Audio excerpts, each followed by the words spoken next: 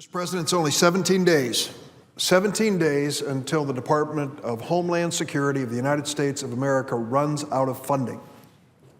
The Department of Homeland Security. This is the department we created after 9/11. We said America needs to be safer. We have to put in place those safeguards to make sure that 9/11 never happens again. We created a new department, and it was done on a bipartisan basis. Joe Lieberman was a Democrat from Connecticut serving in the Senate, joined with Susan Collins, a Republican from Maine, on our side of the rotunda, with like-minded people on the other side, and they crafted this new department. They brought together 22 different agencies. They tried their best to achieve efficiency, to eliminate duplication, save money, but have a mission that is accomplished in keeping America safe. If you think about the departments of government, of course, the Department of Defense comes to mind immediately when it comes to our safety, but not far behind is the Department of Homeland Security. So it was December when the Republicans in the House of Representatives, given a choice of funding the government for this year, decided they would pick out one department and not fund it on a regular basis. They decided that one department would be funded on what they call a continuing resolution, which means kind of grabbing last year's budget and trying to make it work this year. What was that one department that the Republicans decided needed to be handled differently and not properly funded? The Department of Homeland Security. And that department, in 17 days, will run out of money again. What are they thinking? What is happening in those closed-door meetings when Speaker Boehner and the House Republicans, or Majority Leader McConnell and the Senate Republicans sit down and plot their strategy? Is there anyone in that room that says, you know, I think we may have picked the wrong department not to fund? The Department of Homeland Security is one we think about instantly when we see the terrible things done by ISIS, these terrorists and extremists, and pray to God they're never visited on the United States and that this awful group comes to an untimely ending as quickly as possible. And yet this department, Homeland Security, has been the target of the Republicans to really execute a political ploy, a political strategy. Because here's what they say. The way to get the president's attention on immigration is to refuse to fund the Department of Homeland Security. Well, they not only have the president's attention, they have the attention of the United States of America. People are asking, what are the congressional Republicans thinking? In fact, the latest inquiry, which was just referred to by the Democratic leader, was an editorial yesterday in the, of all things, Wall Street Journal. And it said that, can the GOP change? And it basically challenges the whole strategy of jeopardizing the funding for the Department of Homeland Security in order to make a point that they disagree with the president on immigration. What we've offered, what the Wall Street Journal suggests is, let's have a debate on immigration, but not at the expense of funding the Department of Homeland Security. That's what they've called for. And so I ask consent to add to the record, after my remarks here, this Wall Street Journal editorial of February the 9th, 2015. Without objection. Thank you, Mr. President. So what are these immigration provisions that have the Republicans in such a rage that they're willing to jeopardize the funding of the Department of Homeland Security? One of them relates to a bill I introduced 14 years ago, the DREAM Act. And now, over the span of 14 years, though this has not become the law of the land, it has become shorthand for a challenge we have with our broken immigration system. Here's the challenge. There were infants, toddlers, and small children brought to the United States by their parents many years ago. They were not documented. They grew up in this country. They went to school in this country. They speak English. They have dreams about what they will do with their future. But being undocumented, they're unable to realize those dreams. The DREAM Act said if they have a clean criminal record, they graduated from high school, and they're willing to serve in our military or go on to college, we'll give them a path to legalization in America. These are young people who know no other country. These are young people raised in America, in our educational system, at the expense of our taxpayers, I might add, who have been successes in life and want to continue to be part of America. They only know one flag, the one they pledge allegiance to every morning in the classroom, the same one we do here on the Senate floor. They only know one national anthem. And yet they are being told by the Republicans that they should leave. How many are there? We estimate 2 million across our country. 600,000 have signed up for President Obama's protection program called DACA, which says on a 2-year basis they will not be deported. And what the Republicans have said is we want to deport these dreamers, 2 million of them. And let's start with the 600,000 that have stepped forward for protection from deportation.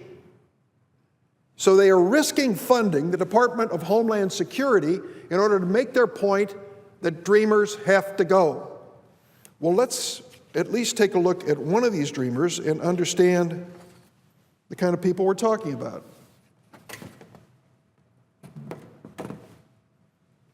This is Johanna Macias. Johanna was brought to the United States from Venezuela when she was a child. She grew up in Boulder, Colorado.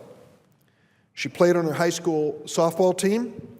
She played viola in the orchestra and dreamed of becoming a doctor. Here is what Johanna said about her childhood. I've become a Boulderite in all aspects of the word. That town with those beautiful mountains is truly my home. In 2011, Johanna graduated from the University of Colorado at Boulder with a double major. I'm going to try to describe her major. As a liberal arts lawyer, I get lost in some of these scientific terms. But here was Johanna's major at the University of Colorado: molecular, cellular, and developmental biology and psychology neuroscience. She finished at the University of Colorado without any government assistance because she's undocumented.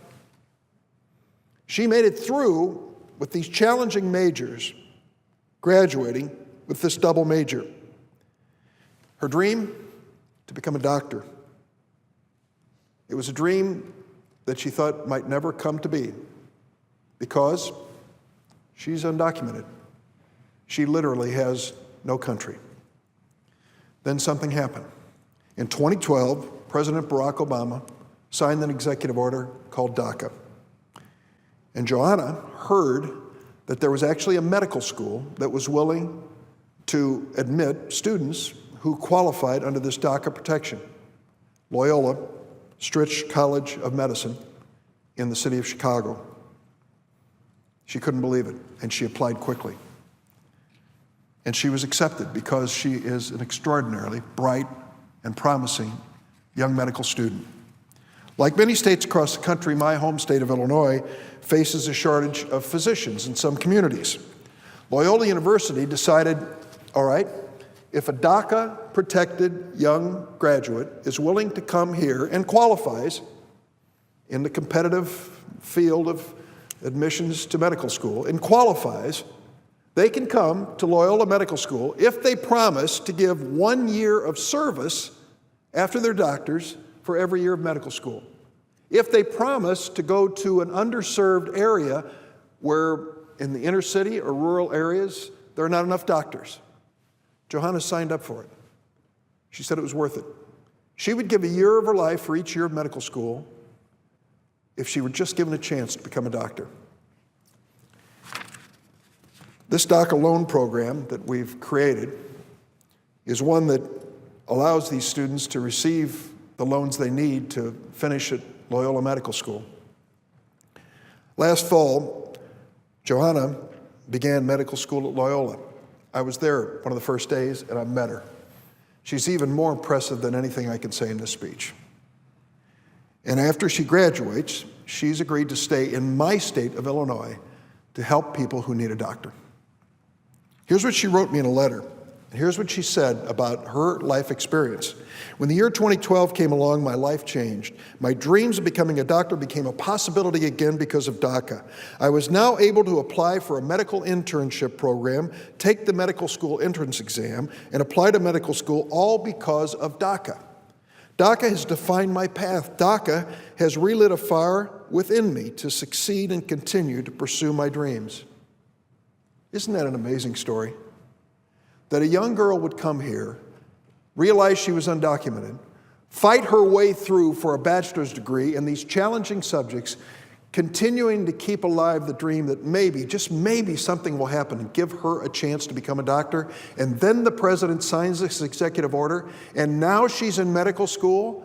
And my state, because our medical school is in Chicago, is going to benefit when she becomes a doctor, because she will go to one of my downstate communities that is begging for a doctor. She will go to one of the inner city neighborhoods in Chicago and serve people who are struggling to get basic medical care. What an amazing story. An amazing story that will come to a bitter end if the Republicans have their way on this bill. The Republican answer to Johanna, after all of your life's work, after all of your dreams fulfilled, is to leave. Leave America. They are prepared to deport her and 600,000 others just like her.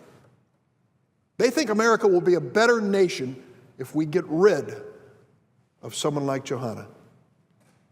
What are they thinking?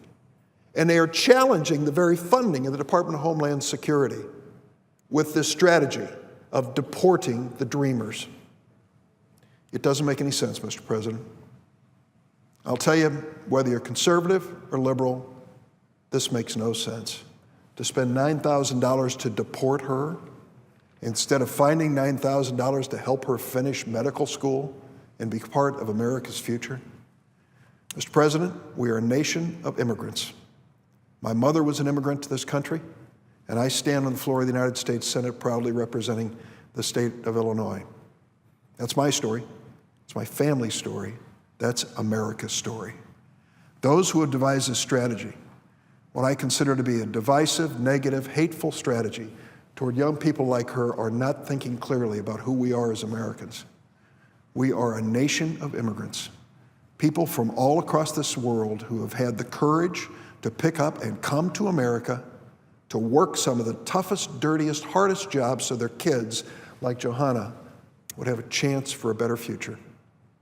That story has been repeated over and over millions of times. And the Republicans, with their strategy, their anti-immigration strategy, would kill that dream, kill that story. I hope that we have the good sense to fund the Department of Homeland Security. If there's going to be a debate about dreamers and their future, count me in. I want to be part of it. I want to come to the floor and tell these stories about real lives affected by these political decisions. And I trust the outcome in the Senate. But don't stop the funding for the Department of Homeland Security in the meantime. Let us make sure that we are committed to our heritage as a nation of immigrants and to our future, where young people like Johanna can be a bright part of tomorrow for so many needy people across America.